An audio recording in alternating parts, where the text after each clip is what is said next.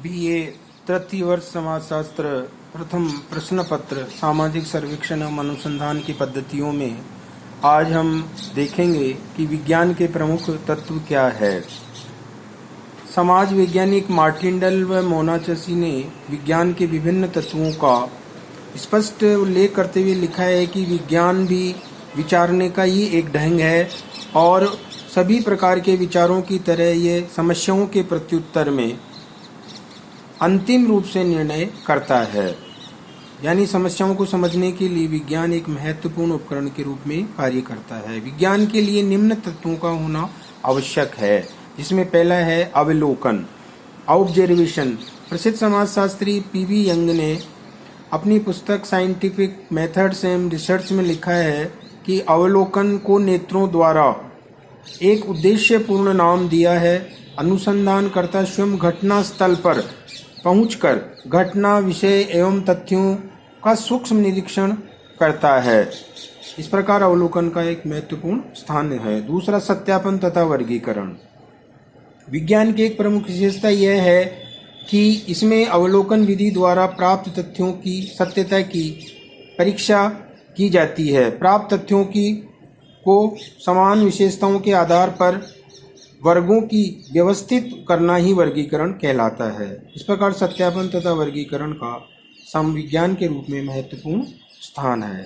सामान्यीकरण। विज्ञान का एक प्रमुख तत्व या विशेषता सामान्यीकरण, जिसे जनरलाइजेशन भी कहा जाता है। सामान्यीकरण का अर्थ ये प्राप्त प्रश्न तथ्यों के आधार पर किसी समस्या, सामान्य नियम या सामान्य प्रवृत्ति का ज्ञान करने से है। यानी उसकी एक विशिष्टता से सामान्यता करने की स्थिति है। भविष्यवाणी, प्रेडिक्शन।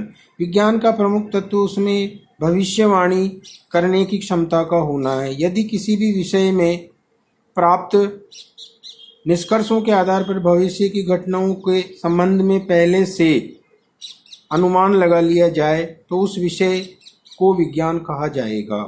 वैज्ञानिक प्रवृत्ति, साइंटिफिक एटीट्यूड। उस विषय को विज्ञान कहा जाता है जिसमें संबंधित तथ्यों का संलग्न अध्ययन करता वैज्ञानिक प्रवृत्ति को बनाए रखते हुए अध्ययन करे। गिलिन ने वैज्ञानिक प्रवृत्ति की 5 विशेषताएं बताई है, जिनमें प्रथम तटस्थता है, वैषयिकता। दूसरा धैर्य। तीसरा सख्त मेहनत या कठिन परिश्रम। चौथा जिज्ञासा की प्रवृत्ति और 5वां रचनात्मक विचार शक्ति है। इस प्रकार किसी भी विषय को विज्ञान कहलाने के लिए निम्न बातें आवश्यक है। सार रूप में हम कह सकते हैं कि नंबर 1, तथ्यों को एकत्रित करने के लिए वैज्ञानिक पद्धति का प्रयोग किया जाना आवश्यक है। दूसरा, अवलोकन विधि को काम में लिया गया हो। तीसरा, वास्तविक तथ्यों का यथावत चित्रण किया गया हो। चौथा, कार्य कारण संबंधों की स्पष्ट विवेचना की गई हो। 5वां, निष्कर्ष प्रामाणिक हो। और छठा, निष्कर्ष सर्वव्यापी होने चाहिए। इस प्रकार एकत्रित तथ्यों के आधार पर भविष्यवाणी भी की जा सकती है। ये सभी विज्ञान के मूल तत्व हैं। इसी के आधार पर वैज्ञानिक प्रवृत्ति को हम आगे आने वाले अध्याय में देखेंगे। धन्यवाद।